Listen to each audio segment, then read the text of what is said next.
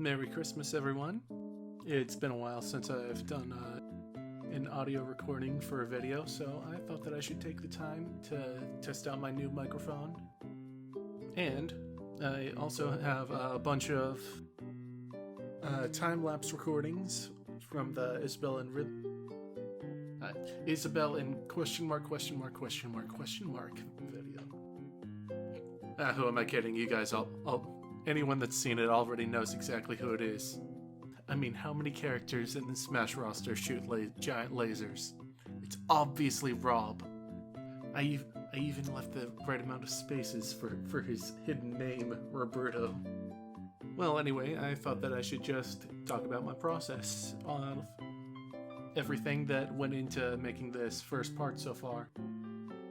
So first, before I did any animation, I started with, an idea.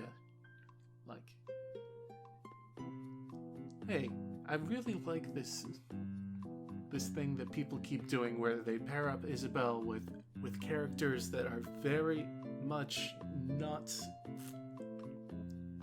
like how you would expect to be friendly. Like I don't know Cloud or Doom Guy very much, but what I'm trying to get at is it's a difference of not genre. Is it genre? I think it might be genre. Theming? Yeah. Tone, that's... Basically, the core idea is taking a character from super happy game and taking character from dark, serious game and putting them together. So people might think that I started with the idea of an Isabel animation and then picked from there. Actually, I started with the character who hasn't shown up yet first because they happen to be my main. After I had the basic idea, I had to consider, is this something that I want to do? And the answer was yes, because I actually wanted something to just put on the back burner for a while. I was doing a bunch of reanimated projects and I really wanted to have something to do when I was in between projects. Eventually I just kind of quit reanimated projects altogether a while ago.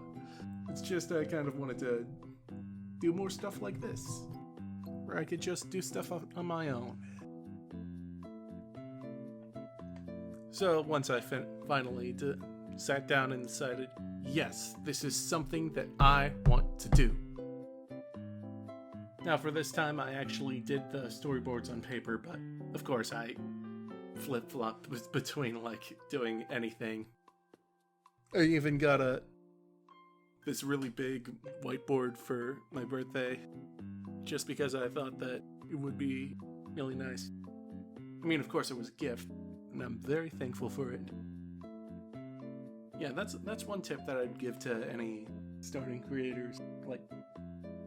Don't hold yourself down to one specific form of art.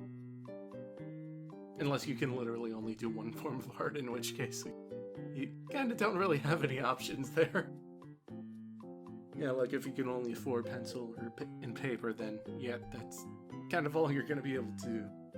Not even that, if all you could have was those children's menu crayons. I mean, if you're that poor, props to you. Man, I'm amazed that... Where's this going? Okay, I'll get back on track. So once I had all the storyboards done, I did all the audio. Now, I don't have anything too fancy, so I just put it all in Audacity. Same thing that I'm doing right now for recording my own voice. Now, for the actual sound effects, what I did was go on to, I believe Spreader's Resource? I think it was Spreader's Resource. I should really do better with citations. Should probably put I should really have this before I finish the final product, so I can put the credits and not have it just be me. I did this. Because while I did a lot of the legwork, you always got to thank the people that went through the effort to make it easy for us by getting high quality rips of both the sound effects and music. That was a lot of the reason that I decided to go with Smash Bros. Fan animation instead of an original project, because I actually had I always wanted to do well, not always, ever since I found out about Gilded Guy, I had a thought I want to do this. And then I realized, this is gonna be kind of hard because I don't have any sound effects or music that I can use, and I could just use public domain soundtracks, but that doesn't really work, and I don't really want to risk it with copyright, so I don't know how to do a deal, so yeah, so that was a big hurdle that I got to avoid here. So yeah, once I had the audio all set up, I then went on to doing the roughs in Flip and Clip. Now, Flip and Clip used to be really not good. Now, the reason that I use Flip and Clip is because it actually has really good use of audio implementation. I'm surprised. I have the entire audio file ready for use, and it's all inside of Flip and Clip, which really impressed me. It can really go on for the length of an entire video. 5 layers of animation. No, 6 layers. Yeah, 6. So first, to make sure that I have all the proportions right, I start with a big... I start by using the pen tool, and then once I have that part done, I then go into a different layer and start with the pencil tool.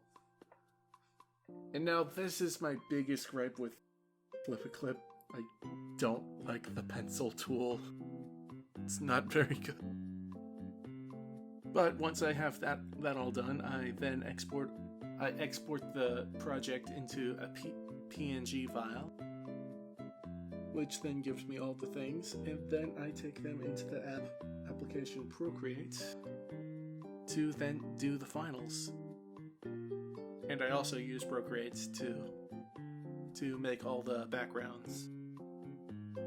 And for the backgrounds, what I do, one thing I did was I tried to keep it relatively simple, because I'm going to be drawing a lot of these, and I feel like I failed at that, because it's not actually that simple, but I mean, if I need to go back and redesign everything, then it's not as hard as it would have been. Now, I like to beat myself up a lot in general, but one thing that I'll admit I was too hard on myself was taking so long to finish this first part of it, because Procreate didn't actually have animation in it for a while. I actually did the first part of the first scene with Isabel before the updates, and I thought, yeah, this is not good. I do not want to continue doing this for an entire, how long is this video going to be? I don't even know how long it's going to be. 5-minute video? Okay, let me just check that for a second. Okay, it's actually going to be 3 minutes and 36 seconds. So if you thought that the part 1 was short, the full thing's not going to be too long anymore. Animation, it takes a long time. I'm kind of glad to realize that it's not as long as I expected, because, hey, less work. So one thing I wanted to use for used with Procreate was actually layer modes. And one layer mode I really wanted to try implementing was color dodge, and I think that it worked nicely. I also gave it a nice little noise filter, about like 10%, and then at the foreground layer, like I would just turn the entire screen white, then put that to 10% noise, and then multiply it so it affects the entire layer below. I think it looks nice. Gives it a nice grainy texture. One thing that I kind of wanted to do was give the characters a little vignette, sort of like Linstar Productions or an old cell cartoon, animated traditionally. But that probably would have just taken way too long. Gotta cut your losses somewhere. So once I had everything done in Procreate, what I did was take it all into iMovie. Now here's something that actually is a bit of a problem. Somewhere along the line, whether it's importing it to iMovie or exporting it from Procreate, it becomes desynced. You see, I have everything set up, so everything, even though it's going from program to program, the frames are all supposed to be kept in line, but it's not being kept. And normally the easy solution would be to just change a frame or two, but the problem with that is it's not just a frame or two, because it's slightly more or less than a frame, which is really annoying, and I hope I figure out how to... Actually, I think I had a similar problem recently, where I was trying to send sprites to my friend, and what happened was we kept... where I keep trying to do pixel art, and when I send it on Discord, it keeps converting it into a JPEG instead of a PNG, which compresses it and causes JPEG and if you know anything about JPEG compression, you know. Really annoying. But I actually found out a solution for that. You see, what you need to do is you have to press export as PNG and then export it directly to Discord. And then it works. But if you export it to your photos and then export it to Discord, then it does not work. Because technology is endless in its potential to scare me. I know enough about algorithms to know that. So that's pretty much how my process goes. But I still have a lot of stuff that I'd like to take a little bit to talk about. So, when is this going to release? I have no idea. This is supposed to be a back burner project. This is low priority. But to fill the time, I might make some random animations that...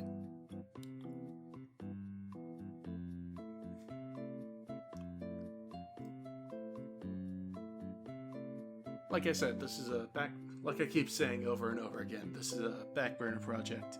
The idea is to always have something that I can animate.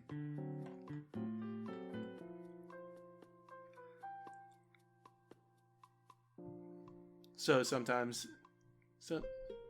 I'll get like, oh, that's a cool idea, I could animate in like 5 minutes.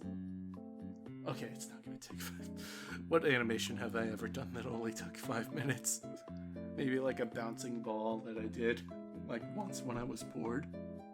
Like, oh, here's an animation that I could crank out in like a day or 2 or 3.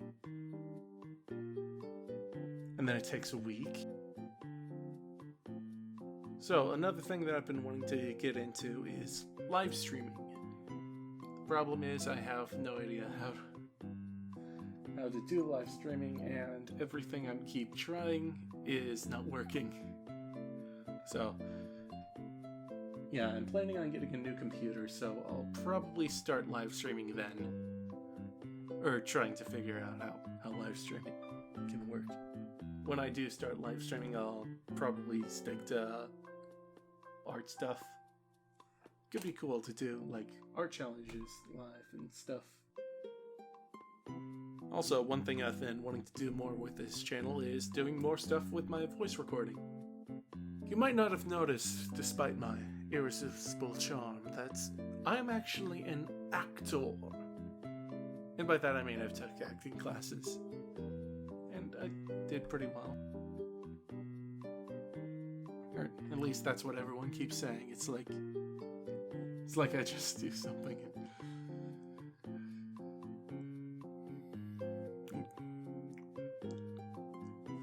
Like, you guys ever have that where you do something and everyone's like, "Whoa, that's so amazing," and you're like, "It is? Okay."